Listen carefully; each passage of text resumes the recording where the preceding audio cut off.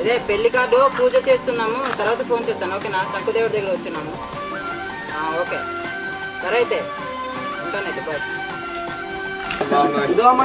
కుమారిని పెళ్లి మరి రావాలి. ఎక్కడికి వెళ్తారు? మరి వదినా కూడా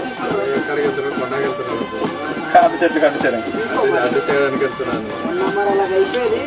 అలాగే కొంచెం కొంచెం మాట్లాడి మరి ఇలా చదువుకొని పలానా రోజు పెళ్లి పెట్టుకున్నాం. మరి మరి రావాలి. మరి సరే మరి అందరు తీసుకొచ్చి